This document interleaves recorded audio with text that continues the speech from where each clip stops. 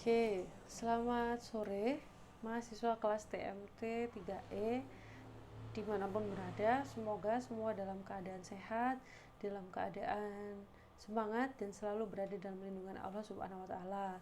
Seperti biasa, kita review hasil diskusi kelompok hari ini. Saya mungkin hanya mereview beberapa pertanyaan yang sekiranya cukup menarik, tapi saya lihat ada penurunan pertanyaan dari minggu lalu. Tapi nggak apa-apa ya, yang perlu kita lihat adalah kualitas diskusinya dan pertanyaan yang diajukan seperti apa. Kira-kira seperti itu. Semoga minggu depan akan semakin banyak yang ikut berinteraksi dan berpartisipasi di dalam diskusi. Jadi Anda nanti bisa mendapatkan banyak tambahan wawasan baru mengenai filsafat pendidikan matematika, gitu ya. Langsung saja saya mulai supaya nggak terlalu lama. Saya mulai dari pertanyaannya Salma Hidayatul Kusnia.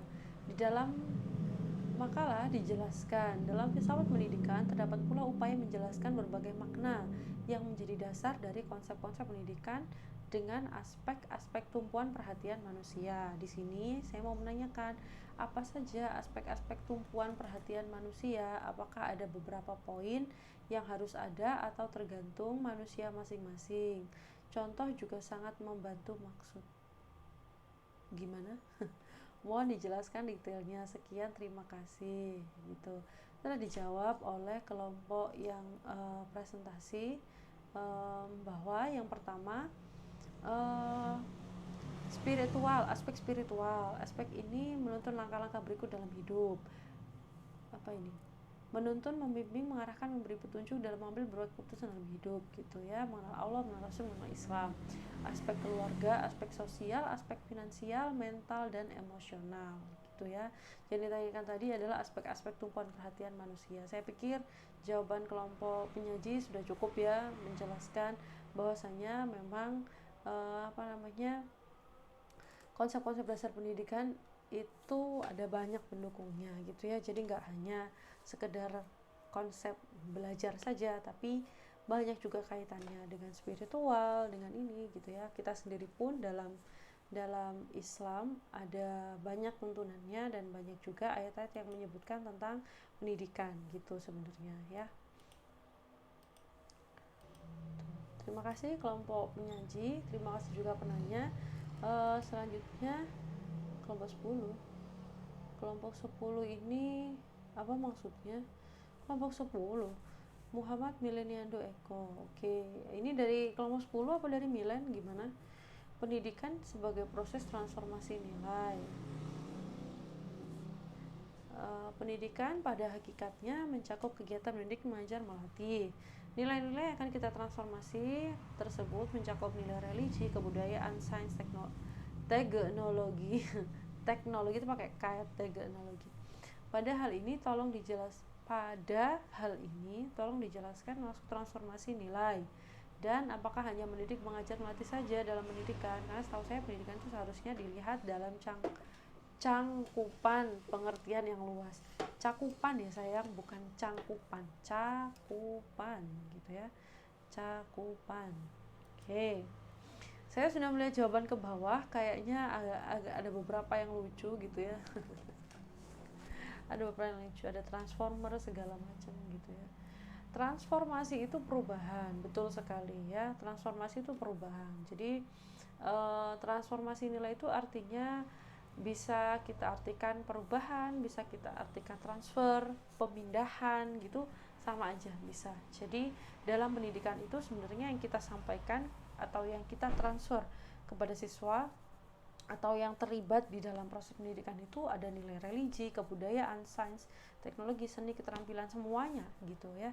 Semuanya, gitu. Jadi nilai-nilai atau pendidikan itu melibatkan sekian banyak nilai-nilai itu semuanya. Ya kan kita tahu di Indonesia juga, di Indonesia dan dimanapun berada, pasti yang namanya pendidikan itu akan melatih atau mengajarkan siswa berbagai macam nilai-nilai, nilai sosial, religi, kebudayaan, semuanya ya. Begitu maksudnya transformasi itu perpindahan, perubahan, transfer, proses yang terlibat di dalamnya, itu namanya transformasi. Ini jawabannya teman-teman di bawah lucu-lucu, tapi ya ada yang benernya juga sih ya. Kemudian apa tadi? Apakah hanya mendidik, mengajar, dan melatih saja ya? Tidak ya, tentu tidak. Ini mungkin karena hasil kutipan dari buku atau apa ya. Tidak ya, pendidikan itu ya proses semuanya. Tapi ya mungkin secara sederhana menurut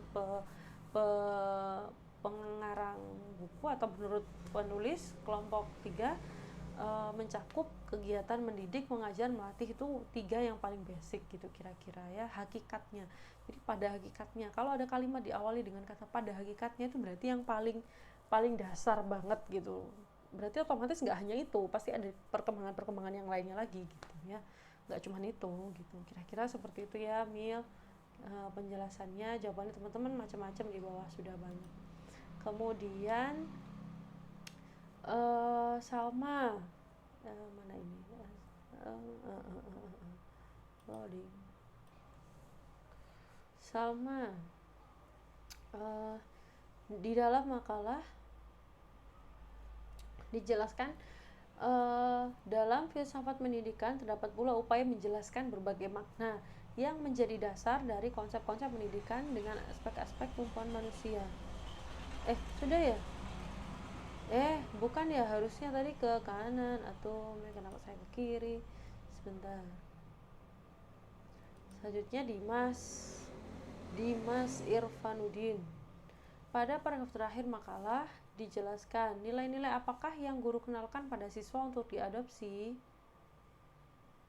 Pada intinya, aksiologi menyoroti fakta bahwa guru memiliki suatu minat, tidak hanya pada kuantitas pengetahuan yang diperoleh siswa, melainkan juga kualitas kehidupan yang dimungkinkan karena pengetahuan itu. Jika semisal salah satunya di antara kuantitas dan kualitas tidak tercapai, apakah yang mungkin terjadi? Mohon dijelaskan. Dan juga di antara kedua, mana yang didahulukan tercapai. Jadi kuantitas dan kualitas itu tentu harusnya beriringan ya. Jadi bukan berarti mana yang harus didahulukan untuk tercapai. Yang paling bagus ya pasti tercapai dua-duanya gitu, dari segi kuantitas maupun kualitas. Artinya begini ya,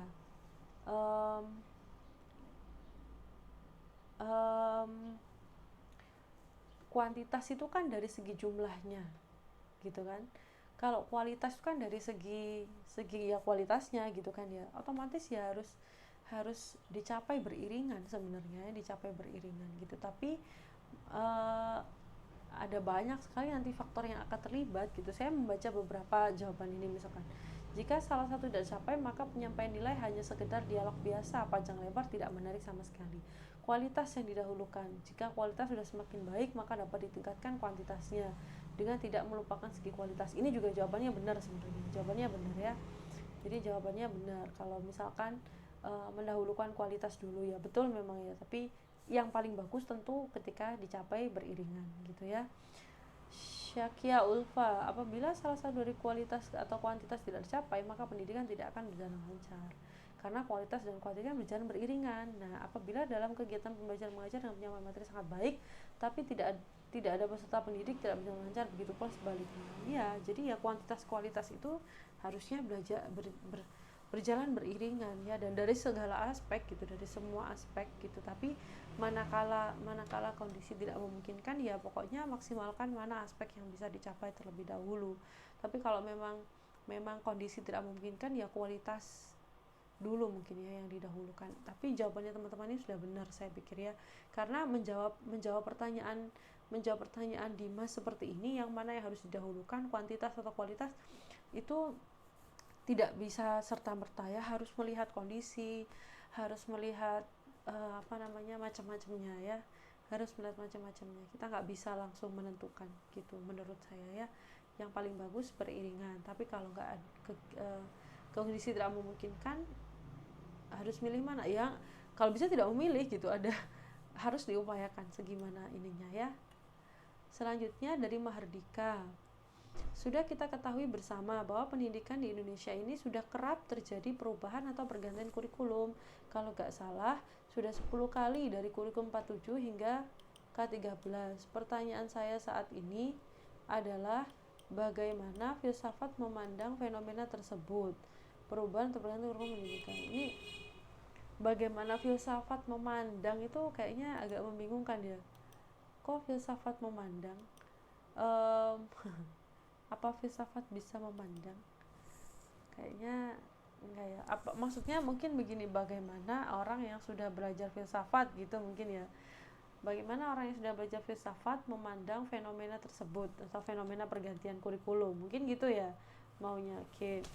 Um, uh, ini saja menurut kacamata saya aja ya. Jadi seharusnya sebagai seorang sudah belajar filsafat, karena sudah mempelajari filsafat pendidikan, berarti kan sudah tahu bahwa basicnya pendidikan itu hakikatnya adalah sesuatu yang sifatnya sangat mulia, melibatkan proses yang sangat detail, sangat banyak, dan pendidikan itu utamanya ada di rumah dengan orang tua gitu. Sekolah itu hanya salah satu media gitu untuk menambah wawasan, untuk menambah keilmuan, menambah dan melatih jiwa sosial seperti itu gitu. Berarti sebenarnya kalaupun ada perubahan terhadap kurikulum, sebagai orang yang sudah belajar filsafat, kalau memandang fenomena yang seperti itu ya satu, bersikap kritis, jelas, karena orang yang belajar filsafat itu pertama sifat utamanya adalah kritis gitu ya. Kritis artinya apa? Ya melihat perubahan ini didasari oleh apa. Jadi pasti ada alasannya. Didasari oleh apa? Kemudian apa yang berganti dari kurikulum lama ke kurikulum baru, komponen apa yang berbeda, komponen apa yang menjadi lebih bagus, dan komponen apa yang ditinggalkan. Seperti itu harus dikritisi gitu. Mengkritisi itu bukan berarti mencela ya, kita benar-benar menelaah gitu, menelaah ini bagus apa enggaknya gitu. Kalau memang itu bagus, landasannya jelas, ada sebabnya, kemudian uh, proses pengembangannya juga melewati proses yang benar, dan memang tujuannya itu baik, ya kita terima. Karena sebagai orang yang mengenal filsafat, berarti kita itu orang yang pro terhadap perubahan. Jelas sebenarnya, betul tadi jawabannya. Jadi memang kurikulum itu memang perlu berubah gitu. Kalau selama 10 tahun misalkan kurikulum itu tidak berubah sama sekali, tetap seperti itu, berarti justru aneh malah gitu. Kenapa? Karena berarti kita tidak melihat perkembangan zaman gitu. Namanya kurikulum itu rencana. Nah, rencana itu selalu perlu revisi, barangkali ada dalam perjalanannya. Oh, kayak misalkan kita merencanakan sesuatu ya, kita berencana pergi ke Surabaya. Pergi ke Surabaya lewat mana? Oh, lewat jalan A gitu. Ternyata setelah kita lewati, kita jalani sampai di A, kita bisa evaluasi. Oh, ternyata lewat di A itu memang cepat, tapi jalannya enggak bagus gitu, jadi enggak nyaman.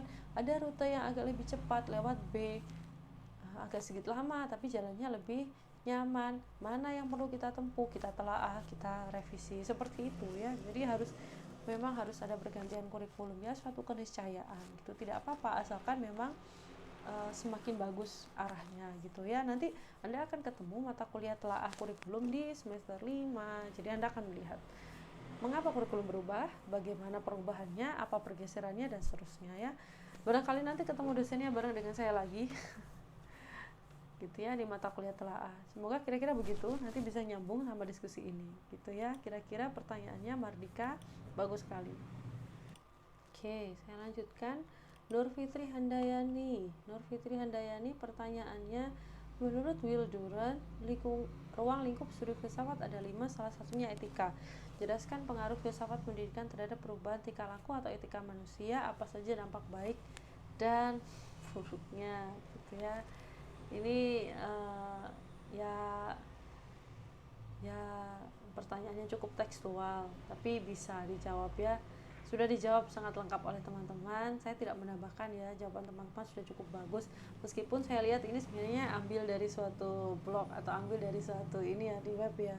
Tapi ya menurut saya jelas lah ya, namanya pendidikan itu ruang lingkup studi filsafat ada 5, salah satunya etika. Pengaruh filsafat pendidikan terhadap perubahan tingkah laku manusia jelas. Manusia yang melaksanakan proses pendidikan atau manusia yang mengenyam pendidikan atau memiliki pendidikan pasti memiliki perilaku yang berbeda dengan mereka yang tidak melaksanakan pendidikan. Makanya ada istilah orang yang tidak berpendidikan gitu-gitu ya sebenarnya. Tapi berpendidikan yang dalam konteks yang memang benar-benar pendidikannya itu untuk pemahaman ya, memahamkan sesuatu, bukan pemahaman yang bukan berarti orang berpendidikan tuh artinya sudah sekolah tinggi gitu. Enggak, kadang ada orang sekolah tinggi tapi tidak berpendidikan tuh menurut saya gitu. Ada yang gelarnya sampai S3 doktor tapi perilakunya sehari-hari tidak mencerminkan gelarnya gitu ya. Jadi orang, kalau kita memaknakan orang berpendidikan itu ya beliau yang punya pemahaman terhadap sesuatu, bukan hanya karena gelar akademiknya, tapi orang yang memang kalau menerima suatu informasi itu mau menelaah dulu, mau mengkaji, ketika ngomong sesuatu itu mau mau memikirkan terlebih dahulu, kira-kira perlu nggak ngomong ini gitu. Kalau nggak perlu nggak usah ngomong gitu. Efeknya baik nggak kalau saya ngomong kayak gini ini? Kalau nggak usah gitu. Yang saya ajak ngomong itu perlu nggak mendengarkan ini dari saya? Kalau nggak usah. Nah, itu berpendidikan tuh orang kayak gitu tuh. Bukan berarti mereka yang harus gelar S3 atau profesor gitu ya. Orang berpendidikan tuh orang yang mau paham, mau mengerti, mau belajar, mau berubah menjadi lebih baik. Itu namanya orang berpendidikan ya. Kira-kira begitu. Sudah dijawab teman-teman ini ya. Saya next aja kalau gitu. Bastian Arbi. Saya mau bertanya pada poin ketiga, dikatakan bagi manusia pendidikan merupakan suatu keharusan karena dengan pendidikan manusia akan memiliki kemampuan dan kepribadian berkembang yang disebut manusia seutuhnya. Pertanyaan adalah bagaimana jika seseorang itu masih belum bisa mengembangkan kemampuan kepribadiannya, itu bagaimana? Apa yang dimaksud manusia seutuhnya? Terima kasih. Jawaban kelompok kami, ketika seorang tidak memiliki kemampuannya, maka besar kemungkinan orang tersebut hanya akan melakukan pencapaian yang itu saja sepanjang hidupnya. Orang tersebut tidak akan bisa berkembang, dan dengan pendidikanlah manusia bisa mengembangkan kemampuan kepribadiannya. Manusia seutuhnya didefinisikan sebagai manusia memiliki akal, kecerdasan, serta kesehatan jasmani dan rohani, bisa membedakan manusia dengan makhluk Allah yang lain. Betul juga ya, Bastian. Jika manusia belum bisa mengembangkan kemampuan kepribadiannya, maka dia Salma ini ya harus tetap mencoba. Dengan terus mencoba, seorang akan semakin tahu gitu manusia seutuhnya sehat maupun digunakan dan seterusnya. Ini tambahan dari teman-teman sudah bagus semua. Saya pikir banyak sudah oke lah ya, jasmani rohani. Jawaban dari teman-teman sudah banyak gitu ya. Yang dikhawatirkan Bastian ini apa sih? Kalau seseorang itu meskipun sudah pendidikan bukan suatu keharusan, karena dengan pendidikan manusia memiliki kemampuan kepribadian yang berkembang. Jika seseorang itu masih belum bisa mengembangkan kemampuan dan kepribadiannya, bagaimana? Ya berarti dia belum tuntas gitu dalam proses pendidikannya gitu ya, belum optimal dan itu dan kalau ditelaah lagi nanti kenapa kok bisa tidak optimal, iya banyak nanti ya sumbernya, banyak sebabnya, macam-macam gitu. Manusia seutuhnya tadi sudah dijawab teman-teman ya, bagus, itu jawabannya sudah benar semua. Kira-kira seperti itu Bastian. Jawaban teman-teman ini bagus-bagus semua kok, sudah cukup ya untuk menambahkan dan meresum. Kira-kira seperti itu. Sudah terakhir berarti ini Bastian. Terima kasih pertanyaannya teman-teman. Saya lihat beberapa sudah pertanyaan yang sifatnya diskusi dan cukup bagus ya. Semoga minggu depan kita bisa menambah partisipasi dari teman-teman, dan semoga pertanyaan juga semakin bagus gitu ya. Kira-kira seperti itu, saya cukupkan demikian. Terima kasih, saya akhiri. Wassalamualaikum warahmatullahi wabarakatuh.